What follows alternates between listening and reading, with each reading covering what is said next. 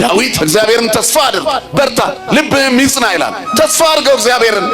ምን ብታጣ ብትጎሰቅል ረጅም ዘመን ተስፋ ተቆርጦ ያንተ ነገር ባዶ እንኳን ቢሆን የተቆረጠውን የሚቀጥል አምላክ የታመነ ነው። ኢሳይያስ 10:23 ላይ የሰራዊት ጌታ እግዚአብሔር በምድር ሁሉ መካከል ያለቀና የተቆረጠ ነገር እንደገና ይቀጥላል። እግዚአብሔር ይችላል፣ ስሙ የተመሰገነ ይሁን። ስለዚህ ለሚችለው ለእግዚአብሔር ራስን መስጠት መጠበቅ ነው። በጊዜው ያነሳቸዋል ነው አይደል ቅዱስ ጴጥሮስ ያለው። እግዚአብሔር ጊዜውን ጠብቆ ከፍ እንዲያደርጋችሁ በትሕትና ኑሩ ነው የሚለው። ከኃይለኛው ከእግዚአብሔር እጅ በታች ራሳችሁን አዋርዱ፣ እርሱ ስለ እናንተ ያስባል። ሳኦልን ተመልከቱት። አህያ ፍለጋ ሲሄድ የነበረ ሰው ነው ንጉሥ የሆነው። ዳዊትን ይሁት ከቤተሰቦቹ መካከል ያልተመረጠ ሰው ነው። ንዑስ አነ እምኀቤየ ብሎ ስለ ራሱ ተናግሯል። ስለ ራሱ በዘመረው መዝሙር ላይ መኑ ነገሮ ለእግዚእ አለ። እኔ እኮ ድሃ ነኝ፣ ትንሽ ነኝ፣ ትንሽ ብላቴና ምንም የሌለኝ፣ እጆቼ በገናን ለመደርደር ገና የሚሞክሩ ትንንሽ ጣቶች ያሉኝ። መኑ ነገሮ ለእግዚእ ማን ለአምላክ የነገረው? ራሱ እግዚአብሔር ተመለከተኝ አይደለም የሚለው። ውእቱ እግዚአብሔር ወውቱ ሰማን፣ እግዚአብሔር ራሱ ሰማኝ፣ መልአኩን ልኮ አዳነኝ ይላል። ጎልያድን የጣለበት ትንሹ እጆቹ ላይ እግዚአብሔር ኃይል ነበረ። ከሱ ቤት ከእሴይ ቤት የእግዚአብሔር ሰው ሳሙኤል ንጉሥን ሊቀባ ካንተ ቤት እግዚአብሔር መርጧል ተብሎ ሲመጣ ሁሉን አሳይቶ የለኝም ብሎ ነበር። ወላጆቹ የረሱት እግዚአብሔር አስታወሰው። የተረሳ ሰው እግዚአብሔር የተረሳውን ያስታውሳል።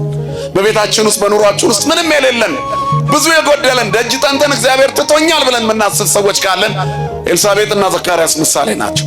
እነዚህ የጠቀስናቸውን ሰዎች ምሳሌ ናቸው። በማጣታቸው ምክንያት እግዚአብሔር የሚሰማቸው ያልመሰላቸው ሰዎች ይኖራሉ።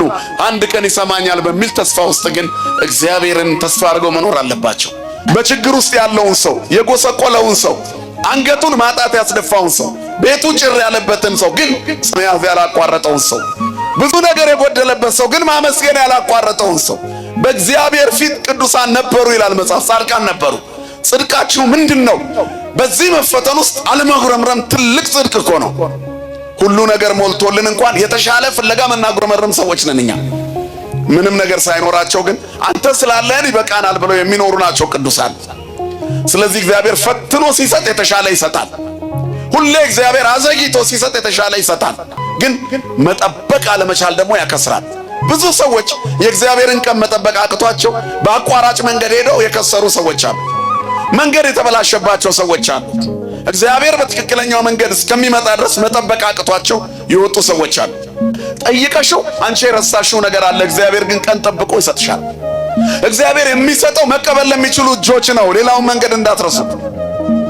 የምንቀበልበት ቀን ሲደርስ ይሰጠናል። የፍላጎታችን ቀንና የአጠቃቀማችን ቀን ይለያያል። ማን ያውቃል? ሁሉን እግዚአብሔር ነው። ግን ቢዘገይም የሚቀድመው የለም። እሱ በጊዜው ይሰማል። እኛ ሰልችቶን ትተን የተውነውን ጠይቀን ወይ በዚህ አልሰማኝም ብለን የኖርንበትን ነገር እግዚአብሔር ይሰጠናል።